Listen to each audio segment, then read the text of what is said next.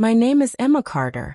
And the day my father stood in front of 100 guests and said I wasn't his real daughter, something inside me finally stopped breaking. That evening looked beautiful from the outside. String lights hung across the backyard, soft music floated through the air, and laughter echoed around tables filled with expensive food. If someone had seen me walking through the gate in my navy suit, holding a leather folder tightly against my chest, they would have thought I was just another guest arriving late. But I wasn't a guest. I was the daughter no one had invited.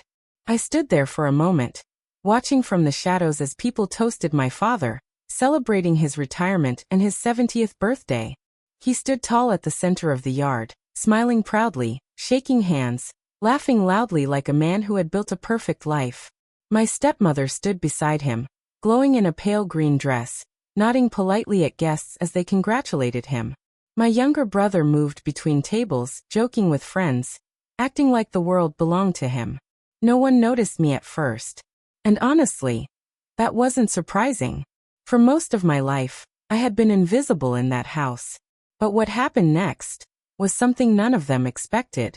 And before I tell you how that night changed everything, if you enjoy emotional stories about family betrayal, success, and powerful life turnarounds, make sure you subscribe now. Because stories like this aren't just about revenge. They're about proving your worth when the people who should believe in you never did. I took a slow breath and stepped forward into the light. The sound of laughter faded slightly as a few heads turned toward me. At first, people looked confused, trying to recognize my face. Then my brother saw me. His smile twisted instantly into something sharp and mocking. "Well, well," he said loudly, making sure everyone around him could hear. "Look who finally showed up." A few nearby guests turned fully now, their curiosity growing. Some whispered to each other, trying to remember who I was. "Did you take a wrong turn?" he added, smirking. "Or did you just miss the part where you weren't invited?" Soft laughter followed his words. Not loud, not cruel enough to be obvious, but enough to sting. I didn't respond. I didn't react. I had learned years ago that silence often carried more power than arguments. Instead, I kept walking forward, steady and calm, holding onto the folder in my hand like it contained something fragile and important. Because it did. It contained proof. Proof that everything they believed about me was wrong. As I walked closer to the head table, my father finally noticed me. His expression froze for just a second, the smile fading from his lips before quickly returning again, polished and controlled. To everyone else, it probably looked like he was surprised. But I knew that look. It was the same look he used whenever something unexpected threatened his perfect image.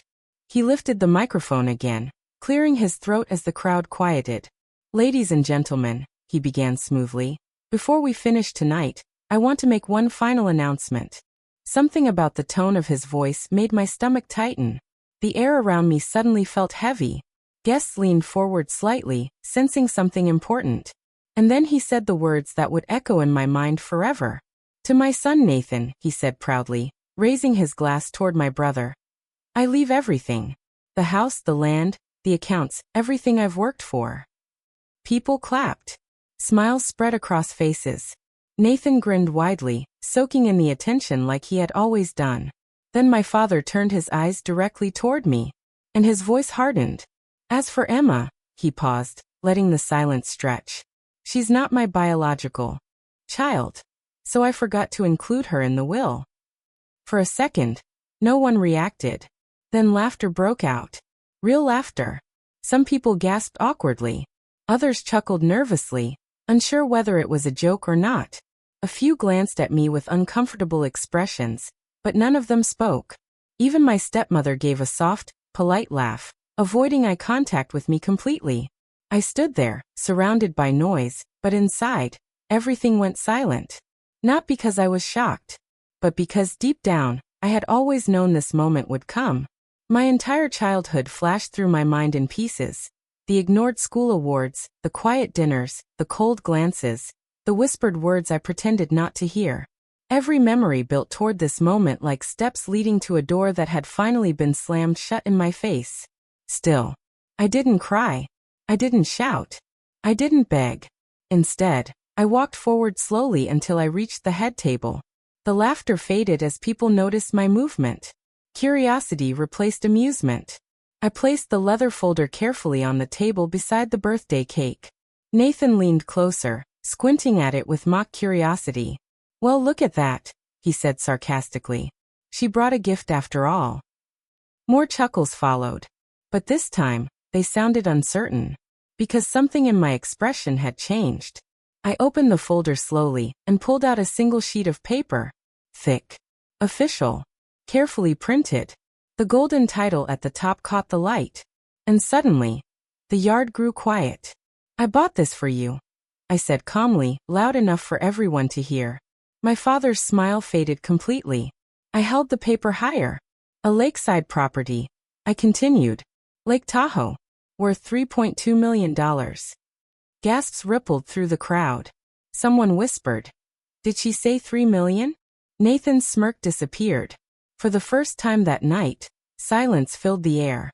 And then, I ripped the paper in half.